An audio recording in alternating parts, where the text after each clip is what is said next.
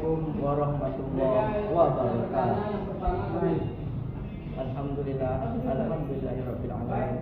Wassalatu wassalamu ala asyrofil mursalin wa ala alihi washabbihi ajmain.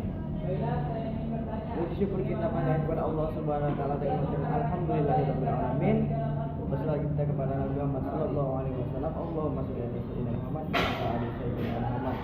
Sama-sama kita hormati Bapak Dr. Rizal Hadi LCMA dan sekaligus kawan-kawan yang dimuliakan oleh Allah Subhanahu wa taala.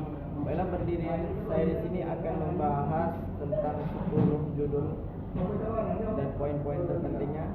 Yang pertama itu ada ulumul Quran. Apa itu ulumul Quran? Ulum secara bahasa berarti ilmu pengetahuan.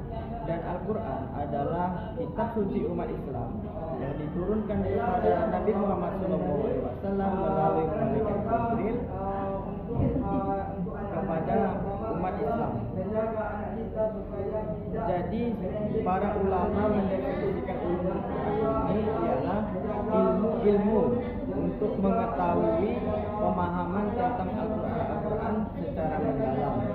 Yang mana ulumul Quran ini bertujuan untuk agar umat Islam ini lebih banyak mengetahui secara mendalam tentang aspek-aspek yang ada di dalam Al-Quran, bukan hanya secara tekstual tetapi juga secara konteks. Dan juga untuk mengetahui ruang lingkupnya. Apa ruang lingkup yang ada di ulumul Quran ini? Ruang lingkup yang ada di ulumul Quran ini yang pertama adalah kita mengetahui asbab nuzulnya. Apa orang mempelajari asbab nuzul? Supaya orang tahu suatu ayat itu kenapa bisa diturunkan oleh Allah Subhanahu wa taala, supaya orang tahu bagaimana peristiwa tersebut dan apa penyebab ayat itu diturunkan. Dan kedua adalah ilmu tafsir. Kenapa orang harus belajar tafsir Al-Quran? Supaya orang tidak langsung memahami ayat tersebut secara mentah-mentah, secara lurus-lurus saja, dan tahu apa makna dari ayat tersebut melalui pembelajaran tafsir Al-Quran. Maka inilah definisi daripada ulumul Quran dan tujuan daripada ulumul Quran sendiri. Dan yang kedua saya akan bahas ialah tentang kesempurnaan di dalam Al-Quran. Kesempurnaan di dalam Al-Quran ini ialah Al-Quran bukan hanya sekedar kitab suci umat Islam, tetapi Al-Quran juga termasuk daripada mukjizat yang Allah berikan kepada Nabi Muhammad SAW. Al-Quran ini adalah kitab yang sempurna dari isinya, sempurna dari bahasanya, sehingga bahasanya tidak dapat diubah oleh salah seorang pun. Makanya Al-Quran ini disebut dengan kitab yang paling sempurna daripada kitab-kitab yang Allah turunkan kepada nabi-nabi terdahulu. Dan yang ketiga yang saya akan bahas itu ialah tentang kajian Al-Quran di era digital. Kajian Al-Quran di era digital. Pada saat zaman sekarang ini, zaman modern, teknologi, era digital, semua orang sudah melakukan dengan serba digital. Jadi orang belajar Al-Quran dengan digital, memahami Al-Quran dengan digital, semuanya sudah mudah. Tetapi walaupun sekarang serba mudah, ada efek sampingnya, ada keuntungan dan kerugiannya ketika kita memahami tersebut secara dari media atau dari digital. Apa keuntungannya? Keuntungannya kita memahami Al-Quran ini di era digital ini, kita mudah menjangkaunya. Kita bisa membuka Al-Quran melalui aplikasi. Kita bisa belajar dan memahami Al-Quran itu dari platform-platform di media yang ada di media sosial. Tapi kerugiannya apa? Kerugiannya kita tidak ada guru yang mengajarkan kita. Kita tidak tahu dari mana sumber itu datang. Dan kita tidak tahu apakah itu hoax, apakah itu memang benar-benar asli sumbernya kita tidak tahu. Maka itulah keuntungan, kelebihan dan kekurangannya kita belajar Al-Quran ini di era digital ini. Dan yang ketiga adalah kajian pendidikan di dalam Al-Quran. Al-Quran menegakkan umat Islam untuk selalu belajar agama dan memahami agama. Salah satunya itu ayat yang pertama kali, wahyu yang pertama kali turun, yaitu memerintahkan kita untuk selalu belajar dan memahami sesuatu, yaitu ayat yang pertama kali turun, Iqra bismi rabbikal ladzi khalaq. Bacalah dengan menyebut nama Tuhanmu. Ayat tersebut memerintahkan kita untuk membaca. Maksudnya apa? Maksudnya kita tuh, Allah tuh memerintahkan kita untuk selalu mencari pemahaman-pemahaman, selalu membaca, selalu menambah ilmu-ilmu, terutama di dalam Al-Quran sebagai kitab suci kita. Dan yang berikutnya ialah pendidikan akhlak di dalam Al-Quran. Pendidikan akhlak di dalam Al-Quran itu memang menjadi tujuan utama daripada pembelajaran agama Islam. Akhlak ini juga ada diperintahkan di dalam Al-Quran, yaitu di dalam surat Luqman ayat 7, yaitu yang artinya, wahai anakku, sholatlah dan bersabarlah. Maka ini adalah suatu perintah yang menyuruh kita untuk selalu berbuat baik, selalu beretika, selalu berbuat sabar.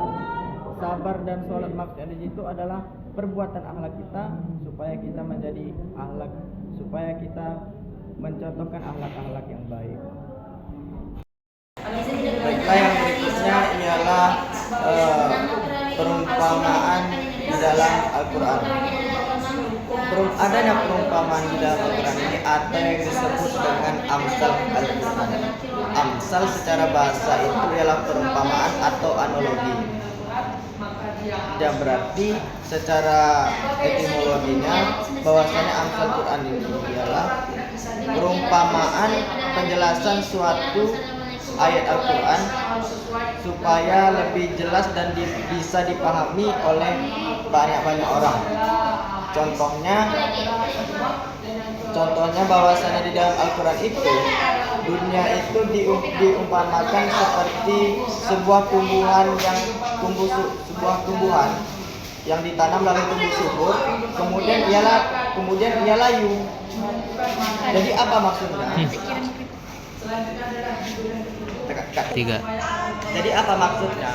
Maksudnya adalah bahwasanya dunia itu diumpamakan seperti sebuah tumbuhan yang tumbuh subur, lalu tumbuhan tersebut layu. Bahwasanya dunia ini tidak bersifat selamanya. Dunia ini bersifat sementara, dunia ini akan binasa, dunia ini akan hancur, dan dunia ini akan terjadinya hari kiamat. Maka itulah kegunaan amsal Quran atau perumpamaan ayat yang ada di dalam Al-Quran.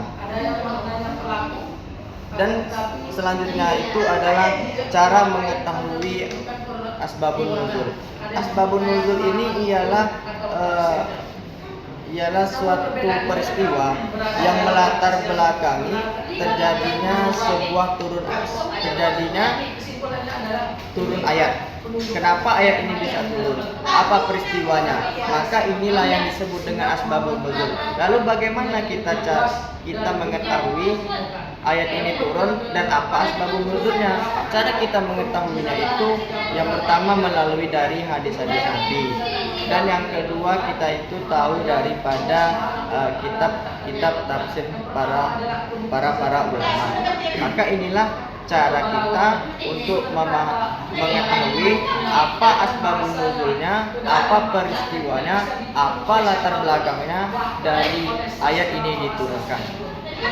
Juga pembahasan berikutnya ialah tentang konsep intertekstualitas dalam Al-Quran. Dalam Al-Quran, intertekstualitas itu adalah perbandingan atau hubungan antara tema, antara makna, dan suatu penjelasan suatu ayat terhadap ayat yang lainnya. Contohnya itu seperti yang ada pada kisah Nabi Musa alaihissalam. Nah, kisah Nabi Musa alaihissalam ini banyak disebutkan di dalam kitab di dalam surah Al-Baqarah, di dalam surah At-Taha, dan di dalam surah Al-Qasas. Tetapi walaupun banyak disebutkan di dalam surah-surah tersebut, semua itu tidak ada kontradiktifnya, semua itu tidak ada pertentangannya. Malahan semua itu berhubungan dan lebih jelas adanya cerita Nabi Musa alaihissalam yang ada di dalam surah-surah tersebut.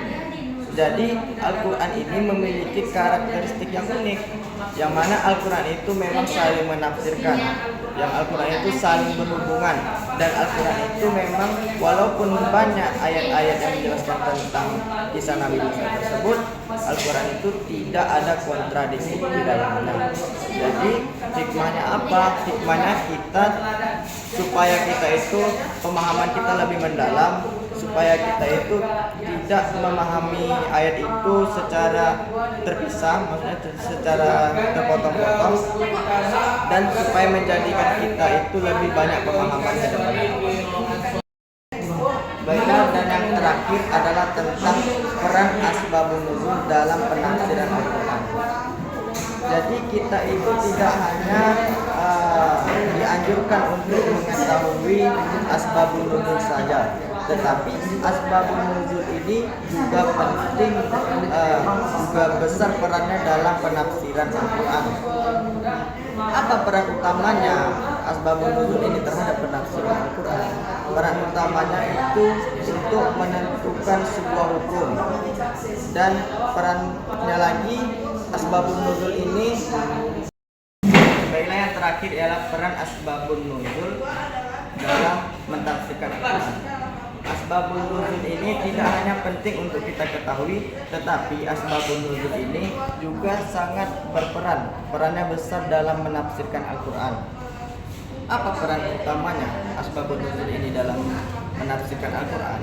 Peran utamanya ialah untuk menentukan suatu hukum dan menjelaskan lagi makna ayat, dan juga peran utamanya itu untuk membedakan yang mana yang khusus dan yang mana yang umum. Maka inilah peran asbabun nuzul ini terhadap penafsiran ayat-ayat yang ada di dalam Al-Quran. Baiklah, mungkin hanya ini yang dapat saya sampaikan. Berikutnya akan saya buka sesi tanya jawab. Pemahaman manusia dengan gambaran yang jelas sehingga pesan ayat yang diturunkan mudah. Baiklah, saya ingin tanya, apa peran Al-Quran dalam membentuk sikap kritis terhadap informasi era digital? Baiklah, saya akan menjawab pertanyaan daripada Sabir, yaitu kita dengan menerapkan prinsip verifikasi, yaitu memeriksa kebenaran informasi sebelum mempercayai dan menyebarkannya. Dan saya akan menjawab pertanyaan yang kedua, yaitu dengan Al-Quran membentuk sikap kritis dengan mendorong manusia berpikir, meneliti, dan tidak menerima informasi secara mentah. Dan saya akan menjawab pertanyaan yang ketiga, yaitu dengan menggunakan teknologi untuk hal baik, menghindari konten negatif, bersikap jujur, serta bijak dan tidak berlebihan dalam penggunaannya.